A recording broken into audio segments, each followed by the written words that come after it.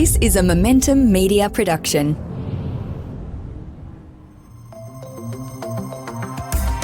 Welcome to the Smart Property Investment Show, the podcast by investors for investors. Hello and welcome to a brand new episode of the Smart Property Investment Show. I'm your host for this installment, Juliet Helmke. I'm part of the team that brings you all the news over on Smart Property Investment. Now today I am joined by David Cresp. He's a director at Urbis, which is well known for its consulting, offering services in planning, design, property, social planning, economics, and research. David, thank you so much for joining me today. Thank you very much. Delighted to join you. Now, David, we decided to have a chat today because Urbis has recently released its Apartment Essentials report, showing what's happening in new builds in that sector pretty broadly. And while we all know that Perth's market has been moving at something of a different speed recently, a turbocharged speed, if you will, with lots of attention from interstate investors in particular, this has impacted different subsectors in different ways. Listeners, just so you know, David is a Perth specialist, so he's an excellent source of information about the market there. And with the release of this report, we thought it would be a great time to have a look at what is happening in the new apartment market in Western Australia. So, David, can you start by giving our listeners a bit of an overview of how long and in what capacity you've been involved in Perth's property? I've been involved in Perth property for all of my professional career, which I tend to refer as over 20 years, but I'm getting a bit older, so it's probably a few more years than that in reality these days. around that. Yeah, and a little bit more.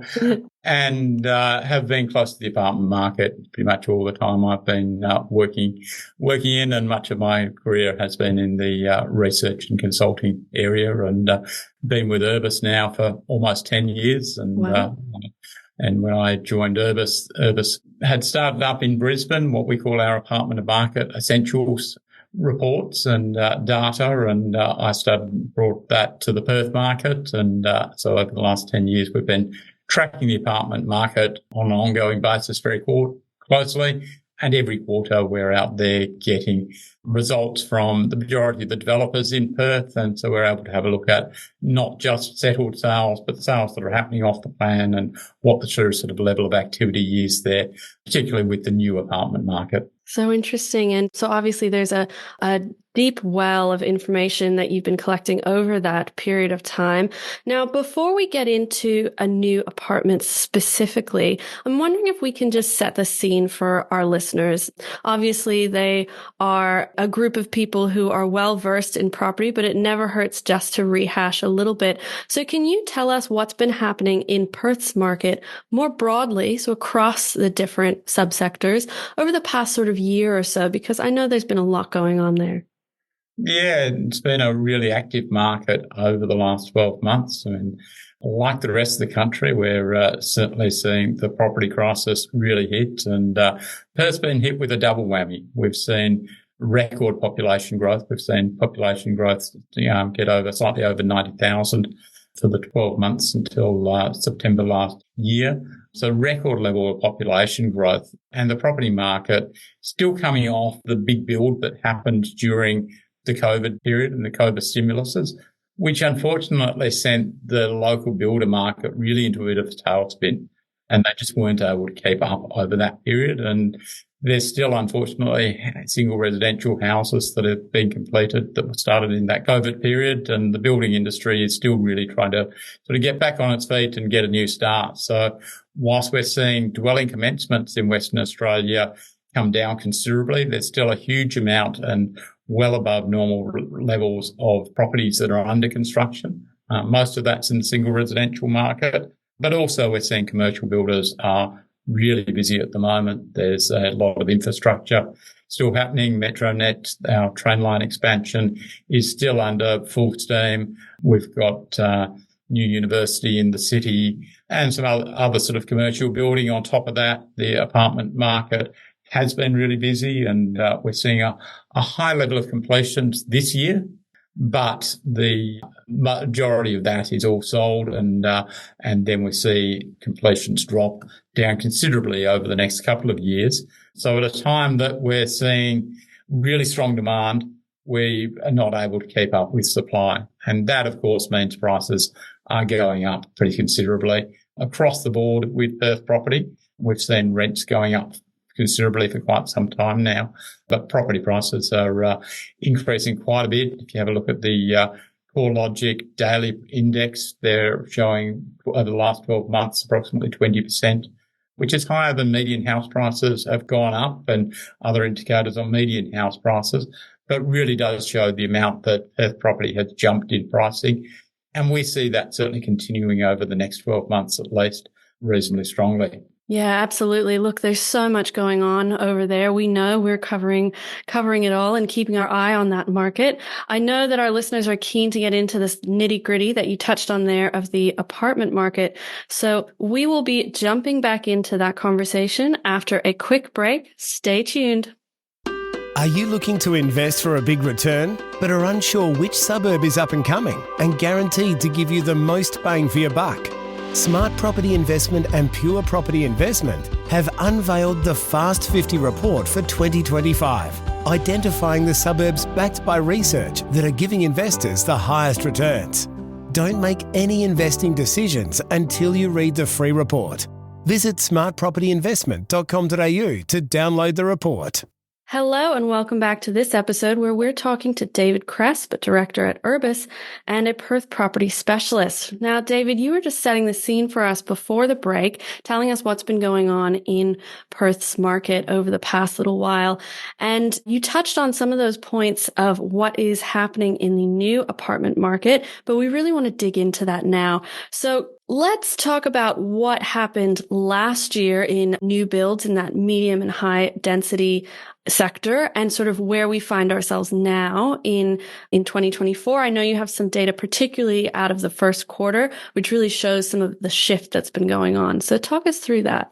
Yeah, I can get into some of that data, but just as a bit of background to that, Perth has traditionally been a market that is more focused on single residential dwellings than most of the other states in the country.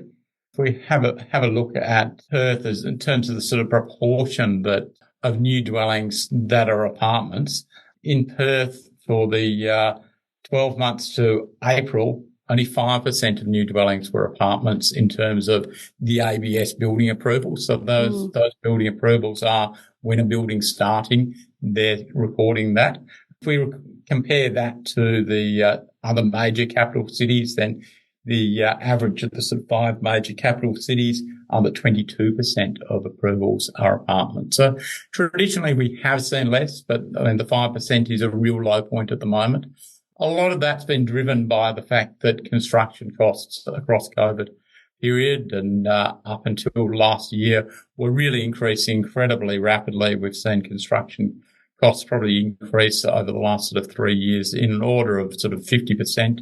And that's put some real pressure on pricing for new product. Fortunately for apartment developers in terms of supply and increasing supply, then we're seeing median house prices increase in Perth, and that's certainly flowing through to the apartment market as well.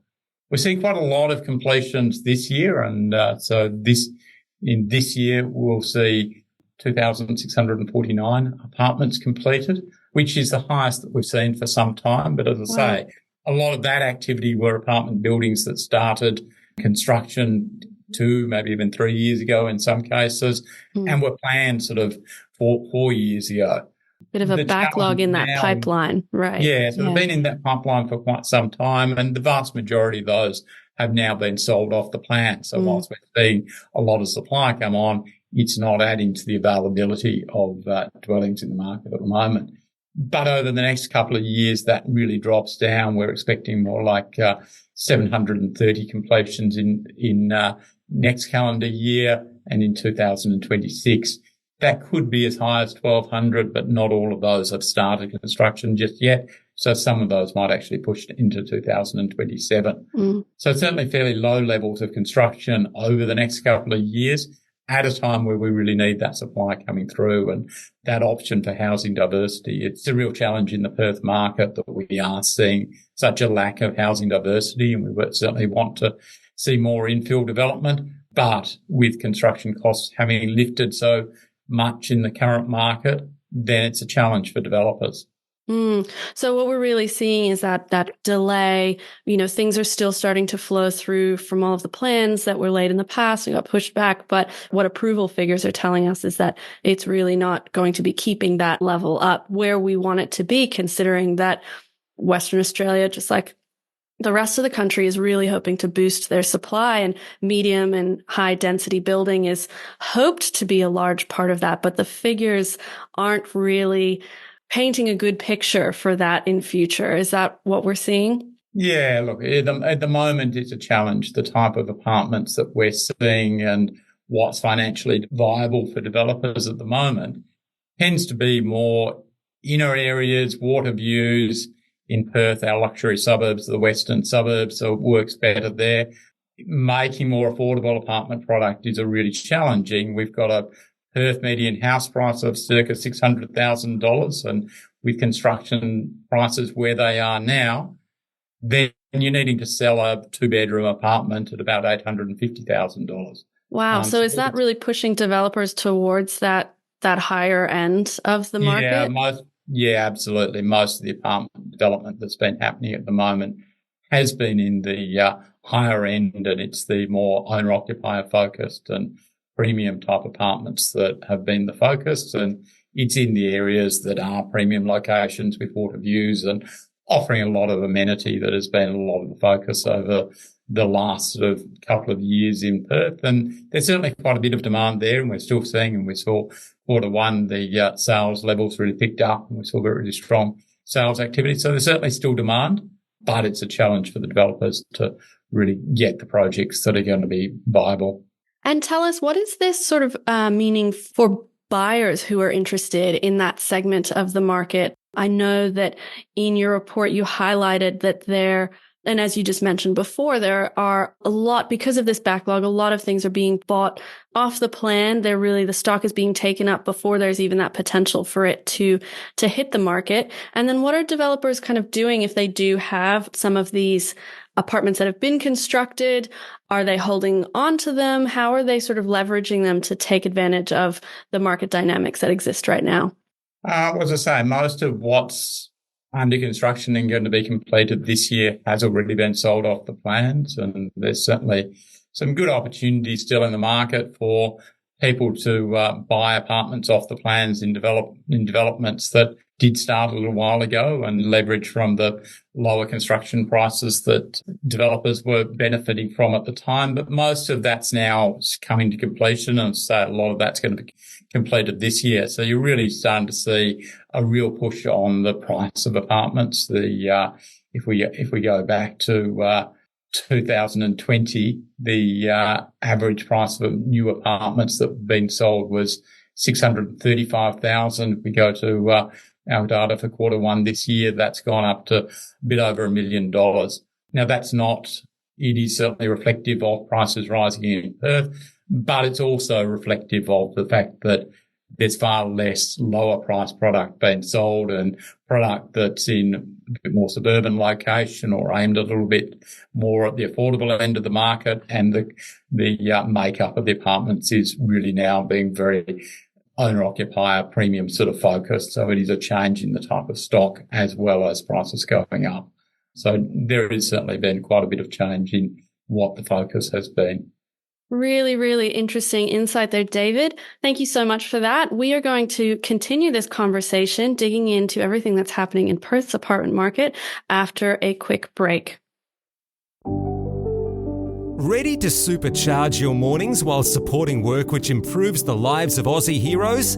This June, Invictus Australia is challenging everyone to rise at 6 a.m. and get active for 6 days by taking part in their 0600 challenge. Conquer your morning however you choose, a run, swim, or a group fitness class. Whatever gets you active and connected. Empower others to support your challenge and fundraise to help strengthen the lives of our Aussie heroes through sport, and help Invictus Australia combat the statistic that we lose 6 veterans to suicide a month. So what are you waiting for? Visit www.0600.com.au to sign up today and join the 0600 community. Hello and welcome back to this episode where we're joined by David Cresp, who's a director at Urbis.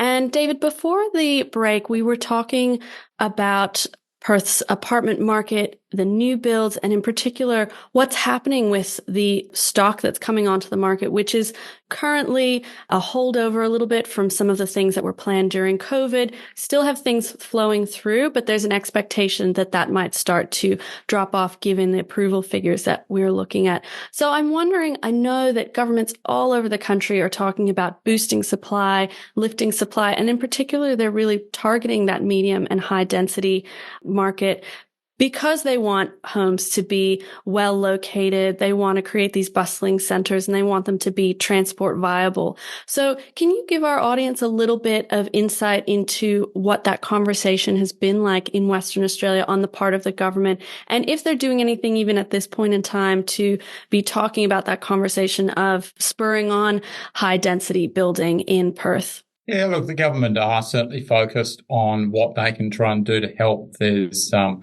infrastructure offset and grants that developers can apply for. There has been the rollout of the Metronet railway lines, and there's certainly future provision around train stations for future medium and higher density.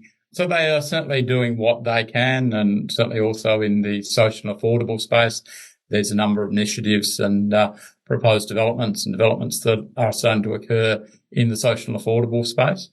But as I was commenting before, it's still challenging by the economics of it. And whilst our median house price is going up, and we think that fundamentally we're too low a house pricing when you look at the rest of the country, and the East Coast is really recognising that about Perth. We are seeing a lot of investment from the East Coast who are saying, well, if Brisbane is circa 800,000 of its median house price, then Perth's more like 600,000, and Melbourne and Sydney are well above that, then it's that arbitrage between prices on the East versus the West Coast seems too large, and they've been recognising that and coming over here, and certainly that supply and demand imbalance that I was talking about earlier is boosting prices. So the prices are going up. That is going to facilitate more apartment development in coming years. And so it's all heading in the right direction again. But it has been pretty challenging over the last couple of years. And it's great news to know that, there are some good movements that will hopefully bring a little bit of, looseness into that in the future. But what, from your perspective, do you want to see to help that along? We know construction costs need to come down, but how does that happen? And how do the people who potentially have a little bit of power in this situation, what would you like to, or at Urbis, what are the conversations there that you would like to see happening to ensure that, these approvals don't just continue to drop off? Yeah, look, construction costs are starting to level off now, at least. It's bringing a bit more certainty. We were in an environment where costs were going up circa 1% every month, and there was a lot of uncertainty as to where costs were for developers. That's starting to get a little bit better now, and we're starting to still see construction cost increases, but it's a little bit more certain. It's probably more around sort of 5% now rather than the 10% plus that we were seeing. And the availability of trades is coming back a little bit more in the right direction at the moment, but it's still challenging. We're a relatively small market. We've only got a relatively small number of builders that want to take apartments on. So finding the right builder, finding the right trades is still a challenging for developers in the Perth market. So we really do need to see more skills in the market. And that's not going to be something that happens overnight, but we need a continual program to try and make sure that we are getting more skills in the trades. And that's something the government are certainly focused on. As I say, it's not going to be something that happens overnight, but needs to be something that we continue to have a really big focus on, ensuring that we've got the skills and the trades available to build new stock. And the challenge in Western Australia, probably that some of the rest of the country doesn't necessarily face, is that skills in trades in the metropolitan area are often transferable to the mining industry. And so the builders in the metropolitan area and the subcontractors are often losing trades and losing people to the northwest of Western Australia where the mining industry is on the growth again. We're seeing not only mining projects, but also renewable energy projects and hydrogen projects and things that have been proposed and some that are happening in Western Australia. And that means we are in a really competitive labour market. And with margins already tight for developers, for builders, it would be hard to be competitive with those industries. It brings up something that we've been keeping an eye on over on the news side of things, which is that obviously with those tight margins, with some of the struggles that we've seen in development across the country, there have been a lot of insolvencies. Is that something, how are you seeing that in Western Australia? And what's your projection for the shorter term? Is that going to get worse before it gets better? No, I think we're through some of the worst with that, certainly in Western Australia. We have seen certainly some insolvencies with builders in Western Australia.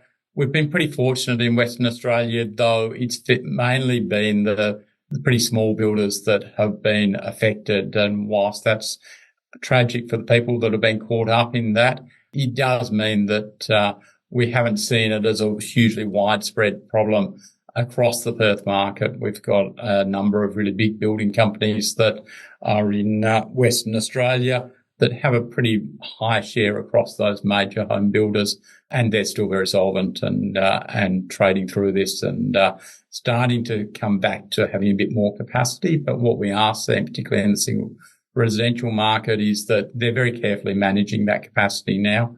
They realise that they took on too much all at once when the COVID boosts were available, and so they're really managing that sort of capacity and how many new starts they're starting on, and continuing to be really busy. And whilst it's a bit different from the commercial builders that are building the apartments, it's all still, if the labour market is really tight and single residential building is happening and really busy in that area, it's still less labour that's available for some of the commercial builders to tap in. So they're competing against single residential builders. They're competing against the Northwest and the mining industry and resources industry for labour. So it is a tight market. And as I mentioned before, they're also competing against infrastructure building that's happening a fair bit at the moment. Right. So interesting. And let's just shift back to the buyer perspective for our last question here, because we have a lot of agents who listen in. We have a lot of people who are interested in the investment sector. And it would be really interesting to hear if you have any insight for people who are particularly interested in that new build apartment segment. What do they have to be prepared for if that's what they have their hearts set on at the moment? Look, I think they want to look for a quality developer who's got a good track record. If it is under construction, then consider what the reputation and the delivery capacity for the builder that they've got on board is. Location is always critical with apartments. You really want to be getting a good location in a home amenity area.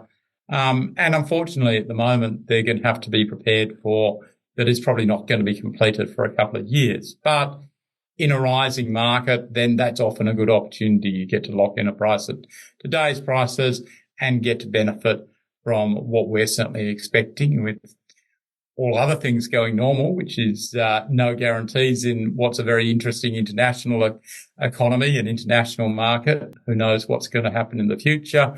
But we certainly see that all things going relatively normal and no world wars breaking out or anything. Fingers crossed, none of that. Yeah, well, no guarantees of those in a fairly uncertain time, as I say. But our basic prognosis is that the Western Australian economy continues to look pretty strong. There is a lot, as I say, particularly whilst WA has always been strong in the mining area, then we're also seeing a lot in the renewable energy projects that have been proposed over here. So there's a lot of things happening that could be very positive and are very positive for the Western Australian economy. That's expected to continue to see high levels of population growth. And we've got a market that is really not keeping up in the demand for housing and just doesn't have enough capacity in the short term to keep up with demand for housing. So we certainly see that demand and supply, there is still going to be imbalance there, and that's likely to continue to drive prices up. So we think that it's from an investor or an owner-occupier point of view, it's still a pretty good time to be getting into the market, despite the fact that prices have already jumped considerably. We think that there is more yet to come in that area. Absolutely. And we will be keeping a keen eye on that. We will be reporting on all of it as that information flows through to us. David, thank you so much for your time today. No worries. Thank you. Great to have a chat with you. Yes, this was so insightful. I found it fascinating. I'm sure our audience has as well. That's the end of our show today. If you enjoyed this episode, please like or review us on whatever platform you're using to listen in on. If you have any questions, please feel free to reach out at editor@smartpropertyinvestment.com.au. Stay up to date with the latest on our website and subscribe at smartpropertyinvestment.com.au.